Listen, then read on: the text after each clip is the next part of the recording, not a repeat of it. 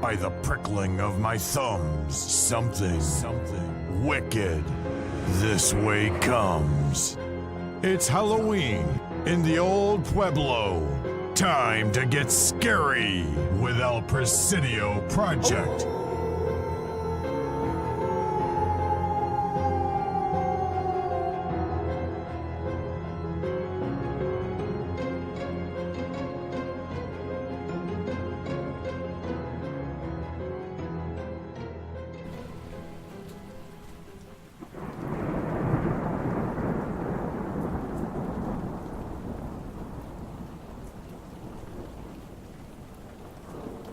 After a heavy rainfall in October of 2007, a Tucson resident living in a home located in the historical Dunbar Spring neighborhood discovered a small sinkhole on his property. Upon reviewing the damage the storm had caused, he came across what appeared to be human remains. A gruesome find that would shed light on the history of Dunbar Spring. According to the neighborhood's official website, nearly half of what is now Dunbar Spring was once known as the Court Street Cemetery. Established in 1875, the cemetery was situated between Main and Stone Avenue and bordered 2nd Street to the south and present-day Speedway Boulevard to the north. Several thousand early Tucsonans were laid to rest there, some carelessly, as reports dating back to 1878 stated coyotes and other wildlife were digging up bodies buried in extremely shallow graves. After many complaints, an ordinance was eventually passed by the city council, forbidding burials within the city limits. And in time, a notice was placed in the local newspaper, calling for the removal of the remains of those laid to rest. At the cemetery, one newspaper editorial described as a drear, bleak, and desolate place. Unfortunately, this task was mostly left in the hands of surviving relatives. While many Tucsonans were able to remove their loved ones from the grounds and transport them to the newly designated area of Holy Hope and Evergreen, 2 cemeteries still in operation today, the financial and emotional burden proved too overwhelming for some. And as a result, numerous graves were left behind, as evidenced by the discovery of bodies that have been found in the Dunbar Spring area since the late 1940s. Classified as burials 13 and 14 in 2007 by Desert Archaeology, the remains found by the Dunbar Spring resident mentioned previously were proven to be human. Burial 13 was excavated in mid-October. A wooden coffin about 4 feet long and 3 feet wide containing the remains of a child was found. Just below the base of the coffin, some 15 centimeters under material made up of sand and gravel, a second casket was discovered. Burial 14 contained the remains of a male between 25 to 35 years of age. The deceased was buried with a few personal possessions, including a comb, pocket knife, and an 1877 Liberty Quarter. It is believed more burials exist within the borders of what used to be Court Street Cemetery, but they have yet to be located. Although the thought of undiscovered graves somewhere beneath the homes and businesses of a local neighborhood is unsettling, it's not entirely unheard of in a city as old as Tucson. Another burial ground, the National Cemetery, was abandoned as well for the sake of expansion and progress, which led to the disturbance of numerous other graves located throughout the downtown area. More on the history of the National Cemetery and my paranormal lockdown experience at a local brewery, which stands on the grounds that was once the final resting place of Tucson's dearly departed. Welcome to Episode 6 of El Presidio Project.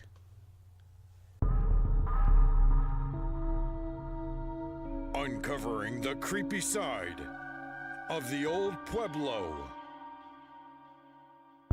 This is El Presidio Project.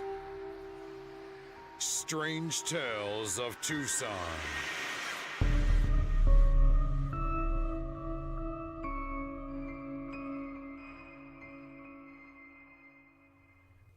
Hey, happy Halloween Eve, everybody. I trust you're all ready for the big night of trick-or-treating and all that fun stuff.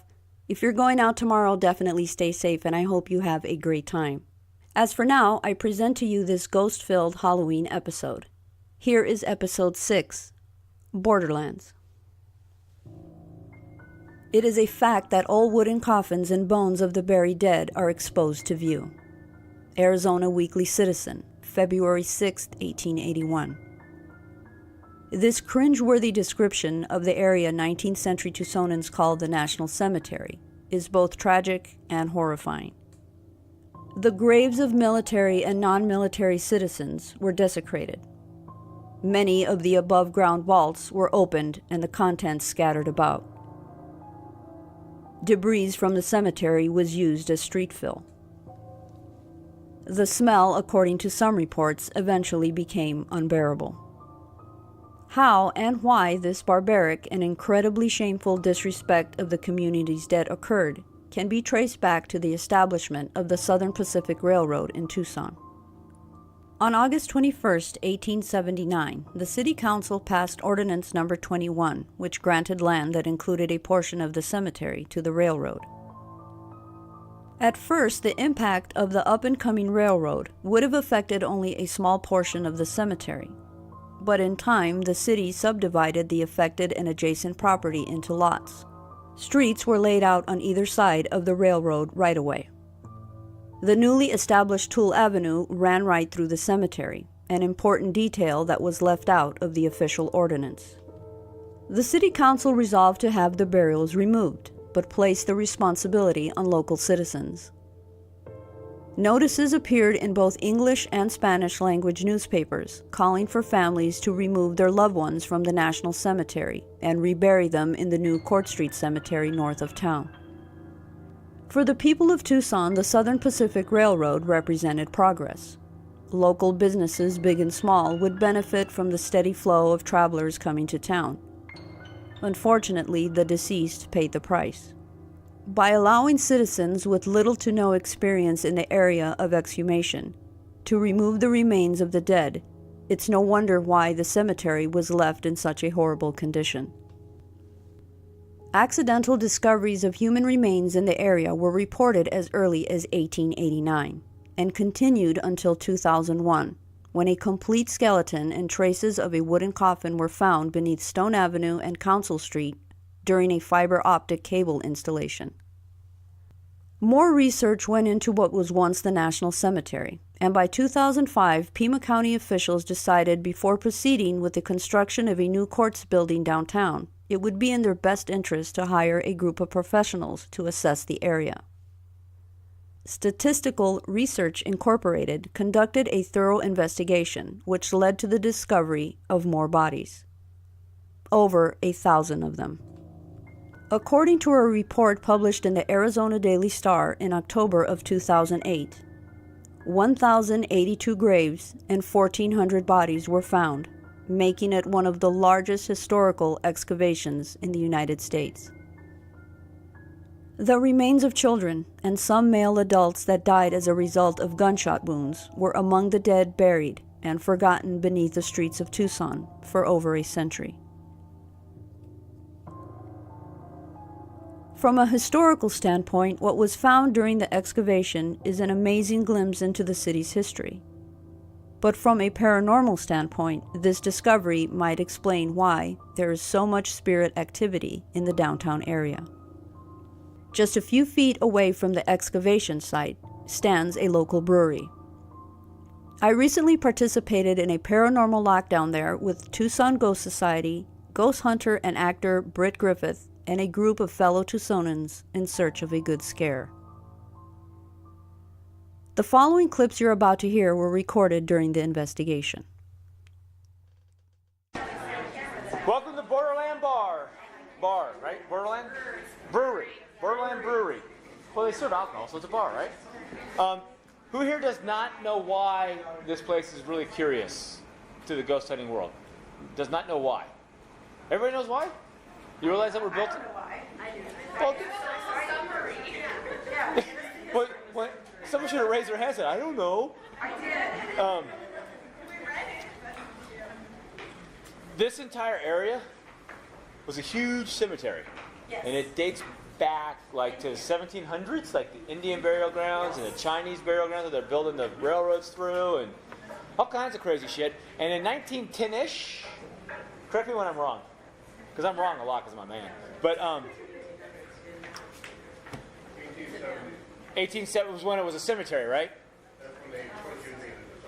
Okay, quit using it. So about 1910-ish or something like that, in the early 1900s, they started building these buildings. And instead of their idea of moving the graves was just moving the headstones, which they moved over to the Speedway area where there's a big cemetery over there. So we were basically built on top of the dead. A lot of these buildings have hundreds and hundreds of bodies underneath it. When they were building the new courthouse over yonder, they had to do a big excavation and move a bunch of bodies. And anytime they do anything here in the downtown area, they have to have an excavation team come out or an archaeological team come out and survey. So that whole theory that an unmarked grave, the dead don't rest, disturbed graves, etc., could be why. Plus, we're right next to a frickin' busy-ass train track setup. I don't know what it is about train tracks, but some of the most active places we've been, train tracks are close. She was actually. Were you doing a selfie? Oh yeah. Don't know what it is about train tracks, but the kinetic energy that a train kicks off as it rolls by. We actually put some equipment up next to the train track at one of the places we were doing, and the EMF spike when the locomotives go by is really huge. And then Is it water too? There's something with water, and it's all the movement. It's the kinetic energy. Don't know what the hell it has to do with anything in the ghosty world, because I haven't talked to a ghost yet to ask. Anybody has that book for the recently departed? That would be nice. What movie did that come from? The book for the recently departed. People that died, the ghosts. Oh, that was Beetlejuice, thank you. Don't know what it is, but for whatever reason, it seems to stir up activity. So this is kind of an interesting location. We've got the locomotives. We're built on top of the dead. And also the train tracks go right over the dead, too. So, No one cares. I'm sure they're not happy about that. yeah, probably not. Especially when that train goes over and wakes them up. Yes. Do you want to explain the claims here? Or the activity? Becky will who here does not know Becky? Everybody knows Becky? No, we don't know? All right, introduce yourself and then give some detail. Okay. The caller commentator. Okay. My name's Becky. I actually own the Tucson Ghost Company. We have a paranormal team called Tucson Ghost Society. We have actually been in here and we have actually investigated this building. Before I tell you some of the activity, I do need to go over a couple things with you guys. We are not allowed to go past that gate. So please, nobody try to go past that gate. And we're not allowed to go up those stairs. There's just a huge cliff up there, and we don't want anyone falling to their death and leaving another EVP, okay? So please don't do that. Blood stain we don't want. So some of these claims, we have shadows in that area that are seen, which is why we have the laser grid up there to see if we can detect any shadows. We have Boo over there because we've had Boo before. He's an EMF detector. He's a trigger object. And apparently they liked him. And when you pet him, if you want to pet him, that will happen. Like a REM pod. Yeah, it's like a REM pod. So we have him down here because the last time we were here, he kept going off like crazy. We would be sitting here, we would hear things like being thrown back there, and we would see shadow figures back there, and we would actually hear voices. Our EVPs, we would get full sentences in here. I was up in that area, which is why I suggest that we do not go up in that area. And when I was coming down those, go upstairs. Yeah, don't go upstairs. When I was coming down those steps, those are very steep steps and easy to fall down. And I got an EVP telling me to hurry up. Yeah, they were telling me to hurry up and get down. So yeah, we don't want to go up there. A lot of claims are also in the basement. The basement is really where they see the apparitions. When we were down there, we saw weird lights all the time down there. We did not know where these lights were coming from. It was not from cars. We were able to debunk that. Feelings of being watched here all the time. Back here in the sink area, the employees will always feel like they're being watched, and they will actually be brushed up against too. Yeah, they have one bartender here who is a total skeptic. And he had his come to Jesus meeting right here. He said that he was doing something and he bent down, but he kicked his leg down as he was bending down, and he literally kicked something behind him. But he was right here, but there's nothing behind him. He left that night. So, something solid enough that you can actually feel it. Adam just told us on the way out that last night one of their employees went down to the basement, who isn't here that often, I guess? Yeah, she's not a regular. Working a wedding. Working a wedding, and she was down there eating at the little desk down there. That's kind of a place to go eat, I guess, for the employees. And she said that all of a sudden she got this weird feeling from behind, like somebody was watching her. And it got really intense, and she did the herky-jerky look. And when she did that, she saw something dart, a shadowy thing dart. So she immediately left her food and a shit trail up the stairs. And then she didn't go back down there. So. After Britt and Becky's introduction, my group and I were allowed to explore the bar area, while the other groups were sent to the basement and to the courtyard. About 15 minutes into our investigation, we began hearing noises near the beer fermentation tanks. At first, we believed the sounds were coming from the machinery, which I'm certain they were. But eventually, we started hearing whispering and random tapping.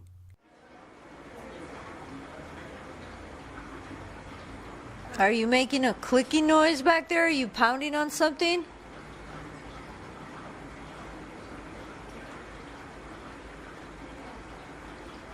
Are you tapping on something?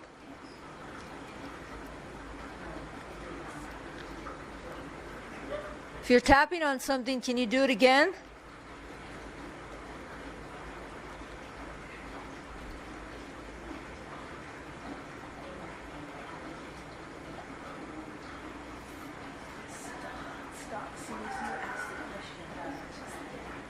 Stop. As soon as she started asking about it, it stopped.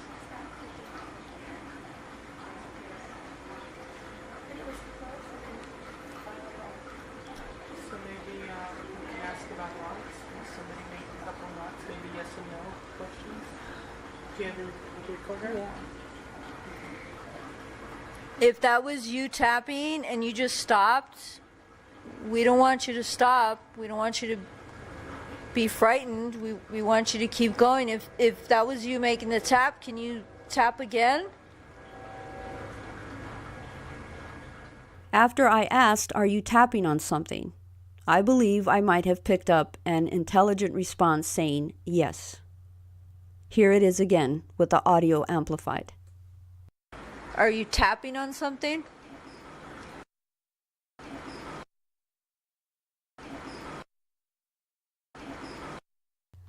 I didn't hear the response while conducting the EVP session. Also, it's kind of strange after the yes response, the taps and clicks stopped. Soon after, my group and I moved down to the basement. Basements are generally kind of creepy, so it was a bit difficult to distinguish what was a normal reaction to being in an unfamiliar place with the lights off from the feeling one might get while walking around in a potentially haunted location. That sense of discomfort that leads to the hairs on the back of your neck to stand on end, or suddenly finding yourself covered in goosebumps. I didn't experience any of those things, but I don't doubt the claims of the employees who say they've had paranormal encounters down there. The Borderlands basement is one of the few places I've visited during this podcast project that I would never be willing to explore alone. There is a heavy feeling to it that seems to get worse whenever the train goes by, a sort of haunting reminder of what was taken from those removed from their resting place. During our time down there, a member of our group received a hit on the K2 meter. We gathered around, took a seat on the floor, and conducted a group EVP session. I'm getting some EVP. Don't be looking around. I was getting some K2 hits. Oh, really? Okay, good. Yep. Who's here with us right now? I just turned on my recorder and then I got some K2 hits. Can you tell us your name?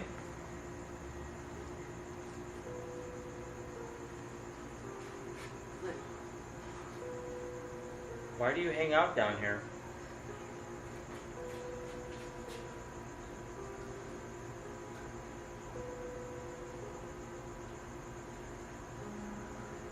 Do you like beer?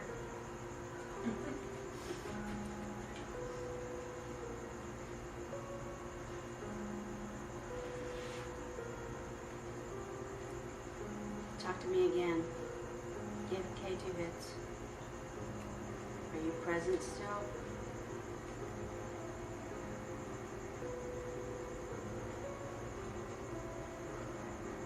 Was there a presence with us? It's unclear, as I didn't hear any responses during playback review. But did I leave Borderlands Brewery convinced the place was haunted? Most definitely. Coming up next in the Weekend Creepshow Report, one of my all-time Halloween favorites, Something Wicked This Way Comes. The good, the bad, and everything in between. It's the Weekend Creepshow Report. Last Wednesday, the pub quiz company I work for, Geeks Who Drink, hosted an all-Disney-themed quiz at a bar near the U of A campus. It was amazing. People were singing along to the Disney music being played over the sound system. A lot of the quizzers were in costumes. It was very cool. So the reason I'm mentioning it is because the movie I'm about to talk about is a PG-rated Disney film. I fell in love with this movie as a kid, and I make it a point to watch it every year during the Halloween season. I gave it a little shout out in the intro to this episode. Based on the Ray Bradbury novel of the same title, Something Wicked This Way Comes was released in 1983. It was promoted as a children's film, but it really isn't. The story deals with a lot of adult themes like lust, greed, and the fear of growing old. The main characters in the film are a pair of best friends, Will Holloway and Jim Nightshade. These curious little boys discover the traveling carnival that has arrived in their small Illinois town is being run by a sinister character named Mr. Dark, which is played by the amazing Jonathan Pryce. Mr. Dark and his band of incredibly creepy carnies are there to claim the souls of the adults longing for youth, money, and companionship. The town's barber is seduced to the point of madness by a group of female dancers in a scene that's definitely not intended for young viewers. Even though it's not explicit, it's very suggestive, especially for a Disney movie. I'm not sure how that got left in there, but, it was the 80s. So, young Will and Jim figure out Mr. Dark's evil plan and are stalked by the carnival people. In another memorable scene, which still scares me a bit even as an adult, Mr. Dark approaches Will's father, Charles, played by the late Jason Robards, with the intent to locate the boys. It's very clear what he wants from them, their souls. The whole exchange is just really creepy and intense as the kids are secretly listening to the conversation. The scene ends with Mr. Dark leading a parade through the town while the carnival people play a somber funeral march. That part is beautifully shot and very haunting. The entire film is that way, actually. If you can, try to get your hands on a copy of Something Wicked This Way Comes.